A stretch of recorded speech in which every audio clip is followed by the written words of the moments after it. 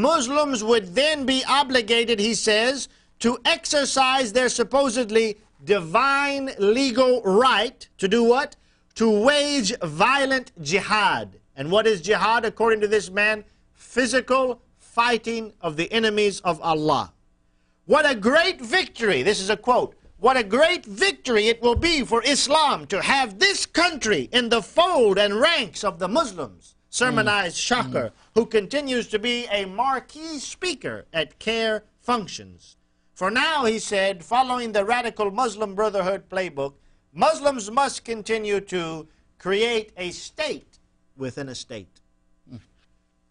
This is what they tried to do in Dearborn, Detroit, when the FBI attacked that place. Yeah. That was in their mind, to have a state within a state, to establish a group within a group. Absolutely. All over the country. Muslims are not assimilating. You know, Muslims, they say they want citizenship. They come to this country. Muslim immigrants, we want citizenship. Then you teach them the Pledge of Allegiance. You can see they're not sure. They don't want to take that pledge. Maybe I shouldn't do that. I tell them, look, folks, you want citizenship, you're going to have to say it sooner or later. Or don't take it. Go home. Go home. Go home. I mean, you know, people say, oh, you hate Muslims. Look, you say go home. I don't say hate them. If Islam is so much better than Christianity, upon which this nation was based, then go to an Islamic country. You have no business as a Muslim being here in Islam unless you are fighting jihad or da'wah, because this is the Dar al-Harb. But most Muslims, I freely admit in this country, are not doing da'wah or fighting jihad. They're simply here to serve their God, which unfortunately is the same God of a lot of people who call themselves Christians, which is the almighty dollar. Make a lot more money having a pizza shop. You know, you'd be surprised how many Muslim Egyptians I know that run pizza parlors. And boy, they got pepperoni and sausage and ham and all kind of pork on their pizza. For the reason, I mean, I'm speaking about the people that I know. I have a lot of Muslim friends. Yeah, I have some too. So less and less, unfortunately, they don't like They don't have that agenda in their minds. Yeah. It is the few always that create the chaos. Yeah. A few that wants to lead and control and to take power and take things into their own hands. Right. But of course, they are taking everybody's wisdom. Absolutely. And the thing about it is, and here's the problem, and we'll go to the break on this. What Muslims fail to, they either fail to recognize or they fail to admit, they refuse to admit, is that when you study Orthodox and historical Islam, it is these few who are inciting the rest to violence who actually have the argument of the Quran, the Hadith, Muhammad, and all of the Khalifa and the Sirah. They have the argument on their side. As I said, during the 60s, middle of the 70s, there was nothing in those Arabic countries like that. Right, right. Then all of a sudden, everything got loose and everything got interrupted, and wars and killing and more killing. And I mean, which kind of Islam was before and what kind of Islam today? Yeah, yeah. Well, we want our Muslim callers to help us with that, and you see that it is cyclical in different places and different times. But you know, the fact of the matter is, you find that all the way up until the Ottoman Turks in 1918, when they were defeated, there was a Muslim caliphate going on. And you will find, of course, in Turkey in the early 20th century, massacre of some 1 million Armenians. Yes. All of that took which nobody knows about. It's quiet. Yeah. But then World War I and the fall of the Turkish Empire, then there's no more Islamic real superpower in the world. From that time until the last 20 or 30 years, relatively quiet. But now the United States went to help the Taliban to defeat the Russians. And because of our fight with communism, and because the Carter administration thought it was better to be friends of radical Muslims. And kick the Irani out, the Shah out. Well, to fight the communists in Russia and to kick the Shah out in Iran. The United States trained these Muslims, including Osama bin Laden. And now they have created the worst enemy that they could possibly ever have, because the communists, they fear death because they don't know what's going to happen. They don't have a God. But on the contrary, in Islam, they love death. They love killing because the only assurance of salvation is to die fighting as a martyr in the cause of Allah. We'll be right back after this break, and we're talking about piracy, violence, killing in Islam, an unbroken chain of events from the time of Muhammad until the time of Thomas Jefferson, until the very news that's on the headlines of the paper today. We'll be right back after this.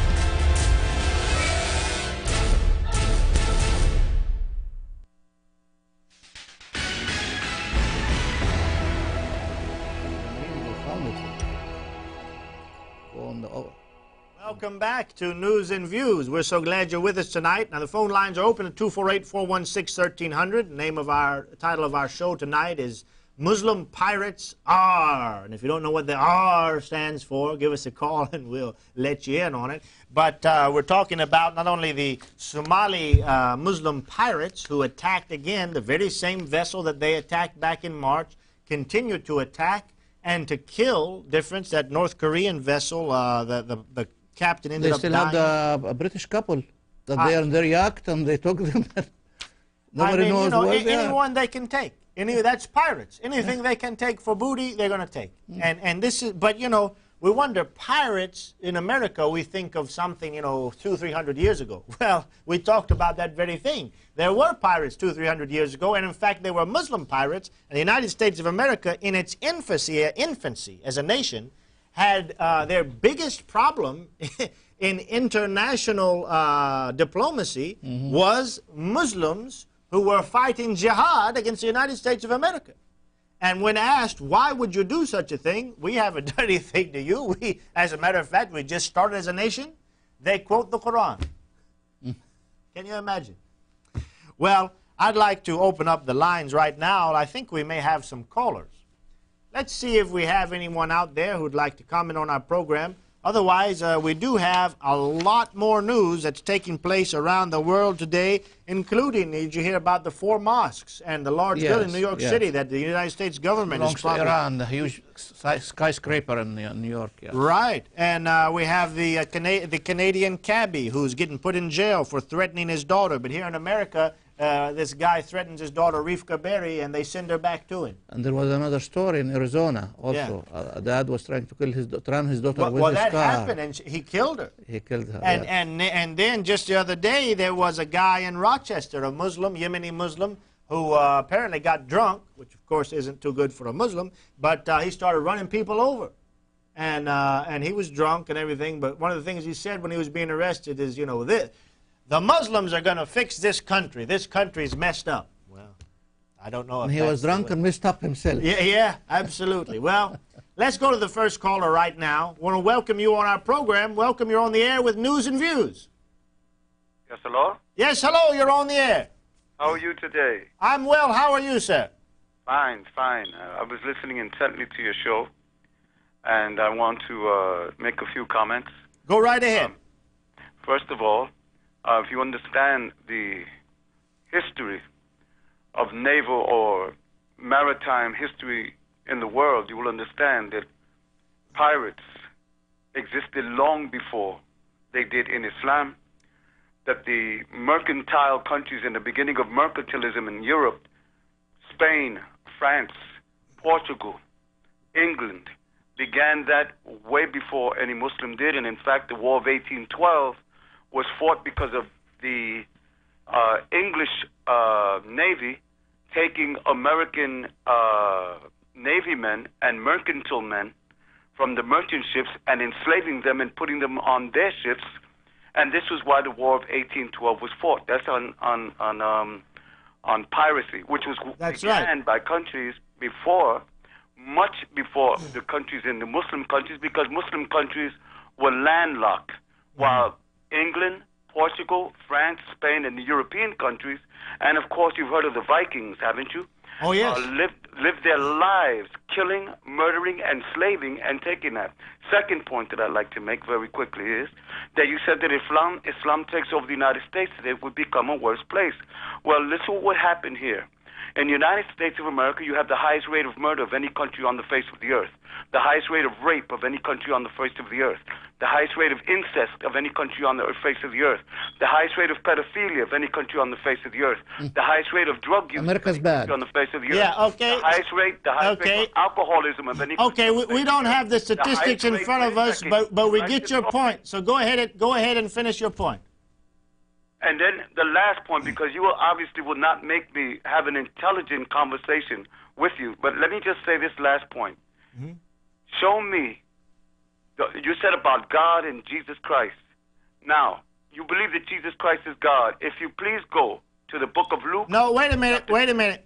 Let's take one at a time. First of all, the subject is piracy. Your first point addressed piracy. Let's address that. Second of all, you're telling us that America's bad, and your implication is that Islam's going to fix it. And now, wait a minute, Muslim. Third of all, you're coming to the Bible to try to prove something that you're either ignorant of or you're using taqiyya. The Bible clearly teaches that Jesus is the Son of God, and we can show you that. But let's deal with your lies one by one. Number one, you talk about piracy, not just being in Islam. I agree wholeheartedly with everything you said about piracy. There has been piracy throughout the history as far as we know.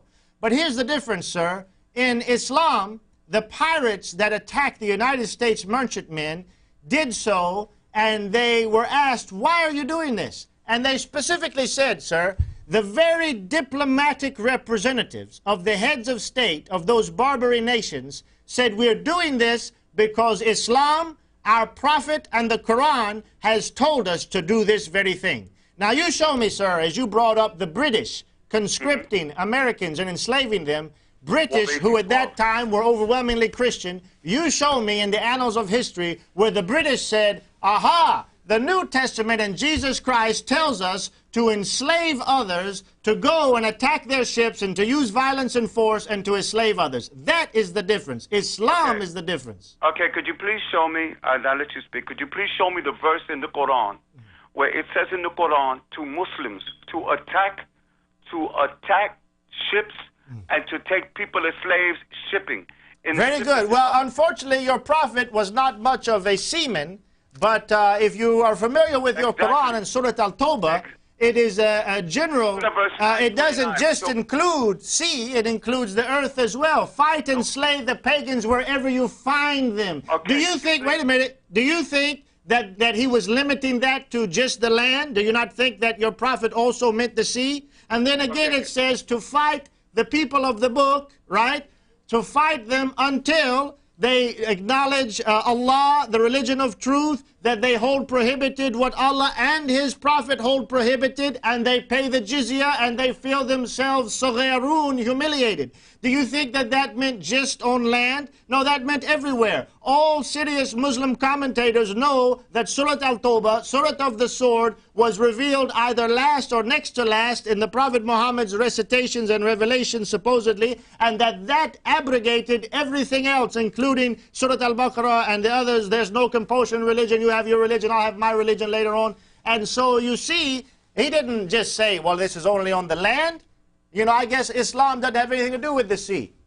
I think Muslims who hijack planes, those Muslims, those, how many was it, 19, who flew their planes into the World Trade Center, I think that they were taking the promise of dying as a shahid, as a martyr for Islam. I think that if they thought it was just the land, they would have drove a bus into the World Trade Center and not a plane. But they didn't let air and water and ship or camel make any difference. No limitations. Okay, that's point number one. Are you still with us? No, you're gone. Good. Point number two, he's saying, oh, if you say Islam will not make America better, and then he goes on without citing any statistics or showing us, I must say I do not accept his statistics as valid. I'm sure that the United States of America has a lot of problems. He says, they have the worst rape, and they have the... Now, incest, I'm very surprised at that. I think if, you know, depends how you define incest. I think